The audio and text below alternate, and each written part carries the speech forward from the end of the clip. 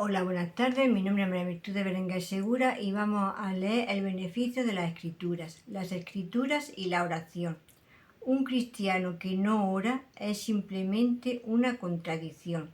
Como el niño que nace muerto es un niño muerto. Un creyente profeso que no ora está desprovisto de vida espiritual. La oración es el respirar de la nueva naturaleza del creyente, como la palabra de Dios es su alimento. Cuando el Señor dijo a discípulos de Damasco que Saulo de Tarso se había convertido de veras, le dijo: He aquí, Saulo ora. Hechos 9:11. En muchas ocasiones el activo fariseo había doblado sus rodillas ante Dios y había cumplido sus devociones, pero esta vez era la primera vez que oraba. Esta importante distinción debe ser subrayada en este día de fórmula sin poder. 2 Timoteo 3:5. Aquello que se contenta con dirigirse a Dios de modo formal no le conocen, porque el espíritu de gracia, el de suplicación, Zacarías 12:10, no se separa nunca. Dios no tiene hijos en su familia regenerada que sean mudos. ¿No vengará Dios a sus escogidos que claman a Él de noche y de día? Lucas 18:7. Sí, claman a Él, no meramente rezan sus oraciones. Pero es probable que el lector se sorprenda cuando siga leyendo que el autor cree que, probablemente, el propio pueblo de Dios peca más en sus esfuerzos para orar que en relación con ningún otro objetivo en que se ocupa. ¿Qué hipocresía hay en la oración, cuando debería haber sinceridad? ¿Qué exigencias tan presuntuosas, cuando debería haber sumisión? ¿Qué formalismo, cuando tendría que haber corazones quebrantados? ¿Cuán pocos sentimientos realmente los pecados que confesamos? Y qué poco sentido de la profunda necesidad de su misericordia. E incluso cuando Dios consiente en librarnos de estos pecados, hasta cierto punto, qué frialdad en el corazón, qué incredulidad, cuánta voluntad propia y autocomplacencia. Los que no tienen perceptividad para estas cosas son extraños al espíritu de la santidad. Ahora bien, la palabra de Dios debería dirigirnos en oración. Por desgracia, cuán a menudo hacemos que nuestra inclinación carnal sea la que dirige nuestras peticiones. Las sagradas escrituras nos han sido dadas para que el hombre de Dios sea enteramente apto, bien pertrechado para toda buena obra. 2 Timoteo 3:17. Como que debemos orar en el Espíritu, Judas 20. Se sigue que nuestras oraciones tienen que estar de acuerdo considerando que Él es el autor de ellas. Se sigue también que según la medida en que la palabra de Cristo mora en nosotros en abundancia, Colosenses 3:16, o escasamente, más o menos estarán nuestras peticiones en armonía con la mente del Espíritu, porque de la abundancia del corazón habla la boca. Mateo 12:34. En la medida en que atesoramos la palabra de Dios en nuestro corazón, y ésta limpia, moldea y gobierna nuestro hombre interior, serán nuestras oraciones aceptables a la vista de Dios. Entonces podemos decir, como dijo David en otro sentido: todo es tuyo y de lo recibido de tu mano te damos. 1 Crónicas 29:14. Así es que la pureza y el poder de nuestra vida de oración son otro índice por el cual podemos decidir la extensión de los beneficios que sacamos de la lectura y estudio de las Escrituras. Si nuestro estudio de la Biblia, bajo la bendición del Espíritu, no nos resarce del pecado de la falta de oración, revelándonos el lugar que la oración debe ocupar en nuestra vida diaria, y en realidad no nos lleva a pasar más tiempo en el lugar secreto con el Altísimo. Si no nos enseña cómo orar de modo más aceptable a Dios, cómo hacer nuestras nuestras sus promesas y reclamarlas, como apropiarnos sus preceptos y hacer de ellos nuestras peticiones. Entonces, no solo no nos ha servido para enriquecer el alma el tiempo que hemos pasado leyendo y meditando la palabra, sino que el mismo conocimiento que hemos adquirido de la letra servirá para nuestra condenación en el día venidero. Sed hacedores de la palabra, no solamente oidores, engañados a vosotros mismos. Santiago 1:22. Se aplica a sus amonestaciones, a la oración y a todo lo demás. Veamos ahora 7 diferentes criterios. 1. Nos beneficiamos de la escritura cuando nos ayudan a comprender la importancia profunda de la oración. Es de tener que muchos lectores de la Biblia de hoy y aún estudiosos no tienen convicciones profundas de que una vida de oración definida es absolutamente necesaria para andar y comunicar con Dios, como lo es para la liberación del poder del pecado, las seducciones del mundo o los asaltos de Satán. Si esta convicción realmente poseyera sus corazones, ¿no pasaría más tiempo con el rostro delante de Dios? Es inútil, sino peor, replicar: hay una gran cantidad de obligaciones que tengo que cumplir y ocupan el tiempo que usaría para la oración, a pesar de que me gustaría hacerla. Pero queda el hecho que cada uno de nosotros pone tiempo aparte para lo que consideramos es imperativo. ¿Quién vive una vida más activa que la que vivió nuestro Salvador? A pesar de ello, encontró mucho tiempo para la oración.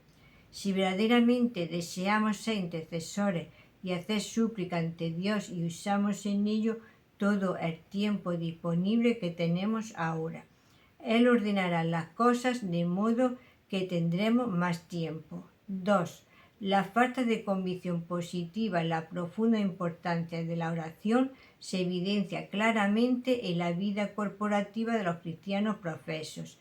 Dios ha dicho sencillamente: mi casa será llamada casa de oración. Mateo 21:13. Notemos, no casa de predicación o de cánticos, sino de oración. Sin embargo, en la gran mayoría de las iglesias, incluso dentro de la ortodoxia, el ministerio de la oración ha pasado a ser negligible. Hay todavía campañas evangelísticas, convenciones de enseñanza de la Biblia, pero cuán raramente se oye de 2 semanas puestas aparte para oraciones especiales. ¿Y qué beneficio proporcionan estas convenciones de la Biblia a las iglesias si su vida de oración no es reforzada? Pero cuando el Espíritu de Dios aplica con poder en nuestros corazones palabras como velad y orad, para que no entréis en tentación. Marcos 14:38. En toda suplicación y ruego y acción de gracias sean notorias vuestras peticiones delante de Dios. Filipenses 4:6. Perseverad en la oración, velando en ella con acción de gracias. Colosenses 4:2. Entonces nos beneficiamos de las Escrituras. 2. Nos beneficiamos de las Escrituras cuando nos hace sentir que no sabemos bastante cómo orar. No sabéis pedir como conviene. Romanos 8:26. Cuán pocos cristianos creen esto verdaderamente. La idea más común es que la gente sabe bastante bien lo que debe pedir, solo que son descuidados o son malos, y dejan de orar por lo que saben bien que es su deber. Pero este concepto discrepa por completo de la declaración inspirada de Romanos 8:26. Hay que observar que esta afirmación que humilla la carne no se hace sobre los hombres en general, sino de los santos de Dios en particular, entre los cuales el apóstol no vacila en incluirse él mismo. No sabemos lo que hemos de pedir como conviene. Si esta es la condición del hombre regenerado, mucho peor será la de no regenerado. Con todo, una cosa es leer y asentir mentalmente lo que dice el versículo, y otra tener una comprensión de experiencia, porque para que el corazón sienta lo que Dios requiere de nosotros, el mismo debe obrarlo en nosotros y por medio de nosotros. Digo mis oraciones con frecuencia, pero oro en verdad y van los deseos de mi corazón, conforme a las palabras. Lo mismo serviría arrodillarme y adorar a una piedra, que ofrecer a Dios como plegaria nada más que palabras y labios que se mueven. Ya hace muchos años que mi madre me hizo aprender de memoria estas líneas, la cual ya está presente ahora en el Señor, pero su mensaje, vivo todavía, me martillea la mente. El cristiano no puede orar a menos que el Espíritu Santo se lo haga posible, lo mismo que no puede crear un mundo. Esto ha de ser así, porque la oración real es una necesidad sentida que ha sido despertada en nosotros por el Espíritu, de modo que pedimos a Dios, en el nombre de Cristo, aquello que está de acuerdo con su santa voluntad. Y esta es la confianza que tenemos ante Él, que si pedimos alguna cosa conforme a su voluntad, Él nos oye. 1 Juan 5:14. Pero el pedir algo que no es conforme a la voluntad de Dios no es orar, sino atrevimiento. Es verdad que Dios nos revela su voluntad y la podemos conocer a través de su palabra. Sin embargo, no es de la manera que un libro de cocina nos da receta culinaria para la preparación de platos. Las Escrituras frecuentemente enumeran principios que requieren un continuo ejercicio del corazón y ayuda divina para que veamos su aplicación a los diferentes casos y circunstancias. De modo que nos beneficiamos de las Escrituras cuando aprendemos en ellas nuestra profunda necesidad de clamar: Señor, enséñanos a orar. Lucas 11:1. Y nos vemos constreñidos a pedirle a Él espíritu de oración. 3. Nos beneficiamos de la Escritura cuando nos damos más cuenta de nuestra necesidad de la ayuda del Espíritu. Primero, que nos haga conocer nuestras verdaderas necesidades. Tomemos, por ejemplo, nuestras necesidades materiales. Con cuánta frecuencia nos hallamos en una situación externa difícil. Las cosas nos oprimen y deseamos ser librados de estas tribulaciones y dificultades. Sin duda, pensamos que aquí sabemos qué es lo que tenemos que pedir. De ninguna manera y, al contrario, la verdad es que a pesar de nuestros deseos de alivio, somos tan ignorantes, nuestro discernimiento está tan embotado que incluso cuando se trata de una conciencia acostumbrada, no sabemos qué clase de sumisión a su agrado Dios puede requerir o cómo podemos santificar estas aflicciones para nuestro bien anterior. Por tanto, Dios considera las peticiones de muchos que claman pidiendo ayuda sobre cosas externas, aullidos, y no clamar a Él con el corazón. Ver Oseas 7:14. Porque ¿quién sabe lo que es bueno para el hombre en la vida? Eclesiastés 6:12. La sabiduría celestial es necesaria para enseñarnos sobre nuestras necesidades temporales, a fin de hacer de ella un asunto de oración según la mente de Dios.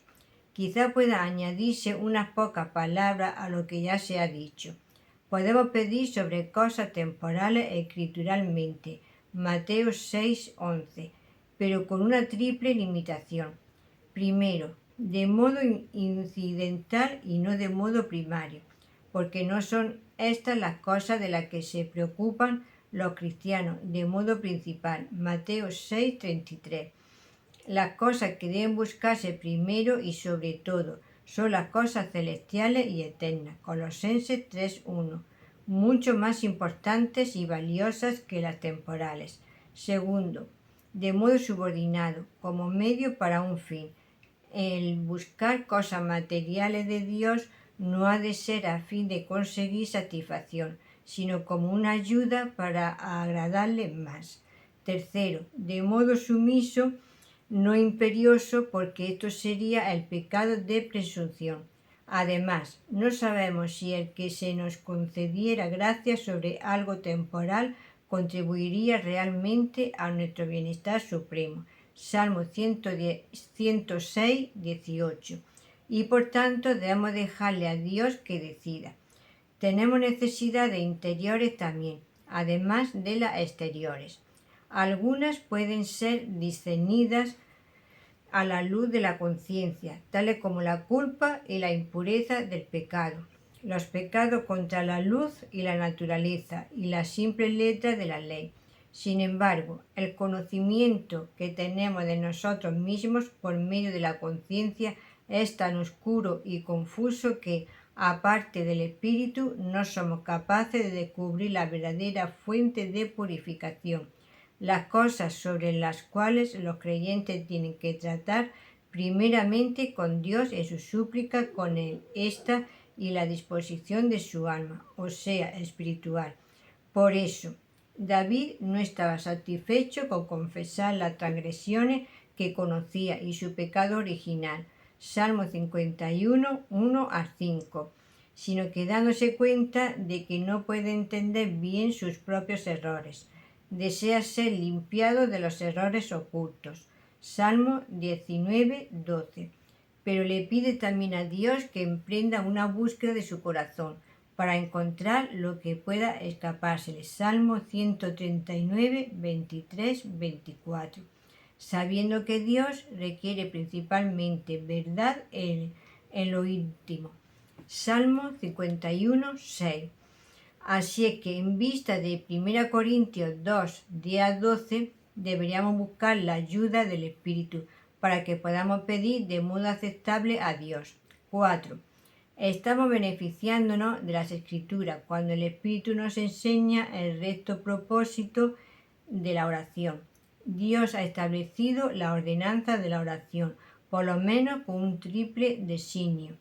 Primero, que el Dios Trino sea honrado, porque la oración es un acto de adoración, rendición de homenaje al Padre como dador, en el nombre del Hijo por medio del cual únicamente podemos acercarnos a Él, a través del poder que nos impulsa y dirige del Espíritu Santo. Segundo, para humillar nuestros corazones, porque la oración está ordenada para traernos a un lugar de dependencia, para desarrollar en nosotros un sentimiento de nuestra insignificancia, al admitir que sin el Señor no podemos hacer nada y que somos como mendigos pidiendo todo lo que somos y tenemos.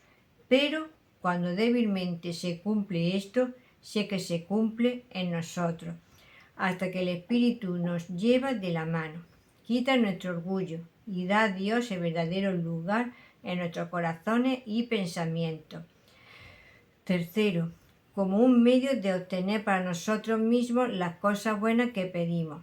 Es de temer que una de las principales razones por las que muchas oraciones quedan sin contestar es que tenemos un objetivo equivocado o sin valor.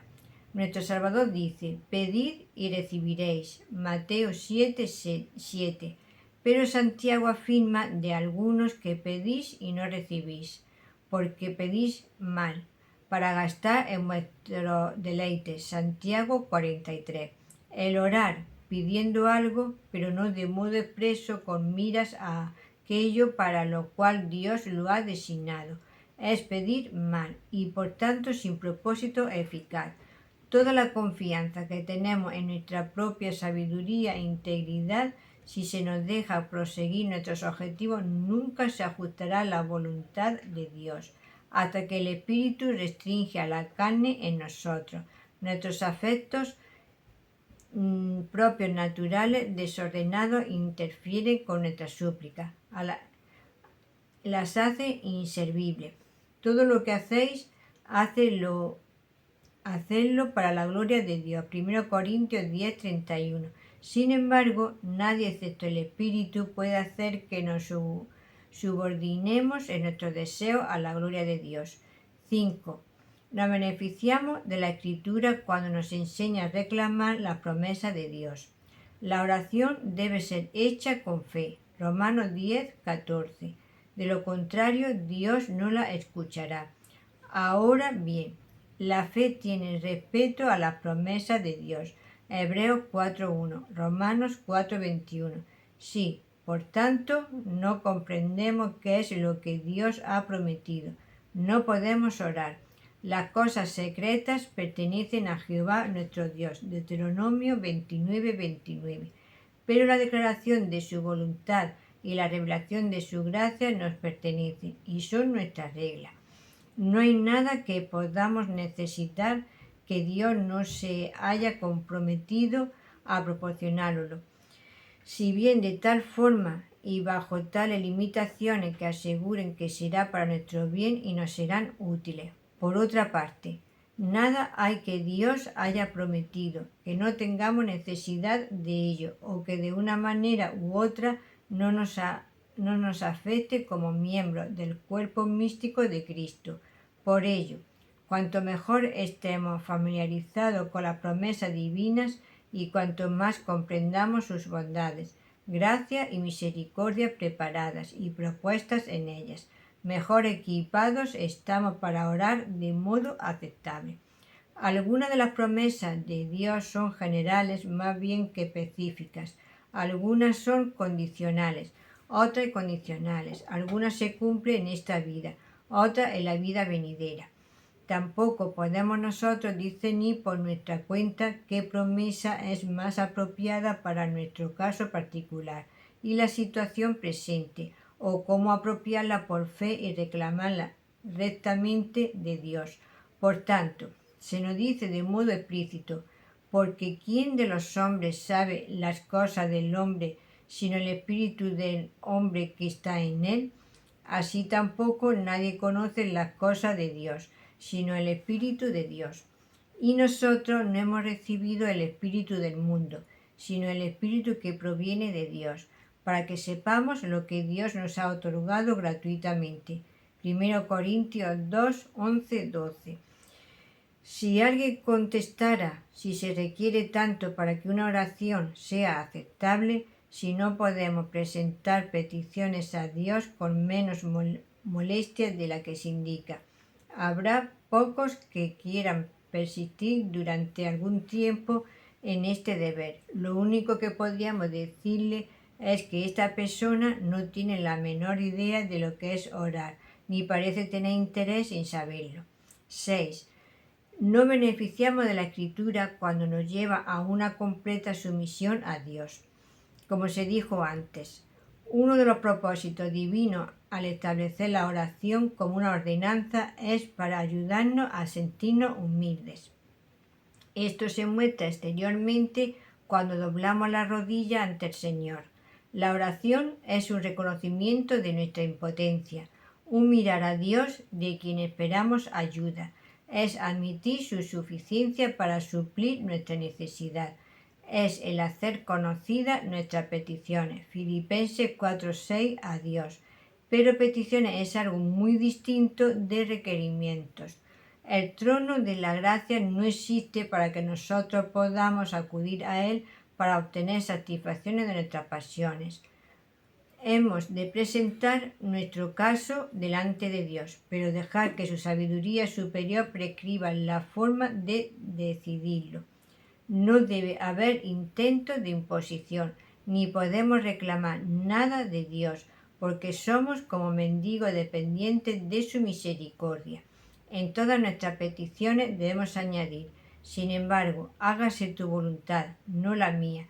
Pero ¿no puede la fe presentar a Dios su promesa y esperar una respuesta? Ciertamente, pero debe ser la respuesta de Dios. Pablo pidió a Dios que le quitara la espina de la carne 3 veces, pero en vez de hacerlo, el Señor le dio gracia para sobrellevarla. 2 Corintios 12. Muchas de las promesas de Dios son generales, en vez de personales. Ha prometido pastores, maestros y evangelistas a su iglesia, y con todo hay muchos grupos de creyentes que la envidiecen por falta de ellos. Algunas de las promesas de Dios son indefinidas y generales en vez de absolutas y universales, como por ejemplo en Efesios 6, 2, 3. Dios no se ha obligado a dar nada de modo específico. a conceder la cosa particular que pedimos, incluso cuando pedimos con fe. Además, Él se reserva el derecho de decidir el momento y sazón para concedernos sus misericordias. Buscad a Jehová, todos los humildes de la tierra, los que pusiste por obra sus ordenanzas. Buscad la justicia, buscad la mansedumbre, quizá quedaréis resguardados en el día del enojo de Jehová. Sofonías 2:3. Por el hecho de que quizá Dios me conceda una misericordia temporal determinada, es mi deber presentarme ante Él y pedirla. Sin embargo, debo estar sumiso a su voluntad para la concesión de la misma. 7. Estamos beneficiándonos de la Escritura, cuando la oración se vuelve un gozo real y profundo. El mero decir nuestras oraciones cada mañana y noche es una tarea pesada, un deber que debe ser cumplido, que nos hace dar un suspiro de alivio cuando hemos terminado. Pero el presentarnos realmente ante la presencia de Dios para contemplar la gloriosa luz de su faz, para estar en comunión con Él en el propiciatorio, es un anticipo de la bienaventuranza eterna que nos aguarda en el cielo. Quien es bendecido con esta experiencia dice con el salmista: el acercarme a Dios es el bien. Salmos 73:8. Si bien para el corazón, porque le da paz; bien para la fe, porque la fortalece; bien para el alma, porque la bendice. Es la falta de esta comunión del alma con Dios que se halla a la raíz de la falta de respuesta a nuestras oraciones. Pon asimismo tu delicia en Jehová, y Él te concederá las peticiones de tu corazón. Salmo 37:4. ¿Qué es lo que, bajo la bendición del Espíritu, produce este gozo en la oración? Primero, es el deleite del corazón en Dios como el objeto de la oración, y particularmente el reconocer y comprender que Dios es nuestro Padre. Así es que, cuando los discípulos pidieron al Señor Jesús que les enseñara a orar, dijo: vosotros, pues, oraréis así: Padre nuestro que estás en los cielos. Y luego, Dios envió a vuestros corazones el Espíritu de su Hijo, el cual clama: Abba, o sea, Padre. Gálatas 4:6, que incluye un deleite filial, santo en Dios, como los hijos tienen deleite en sus padres, cuando se dirige con afecto a ellos. Y de nuevo en Efesios 2:18 se nos dice para fortalecer la fe y consuelo de nuestros corazones, porque por medio de él los unos y los otros tenemos acceso por un mismo espíritu al Padre. Qué paz, qué seguridad, qué libertad da esto al alma, saber que nos acercamos a nuestro Padre. Segundo, el gozo en la oración es incrementado porque el corazón capta el alma y contempla a Dios en el trono de gracia. Una vista o perspectiva, no por imaginación de la carne, sino por iluminación espiritual, porque es por fe que vemos al invisible. Hebreos 11:27. La fe es la evidencia de las cosas que no se ven. Hebreos 11:1.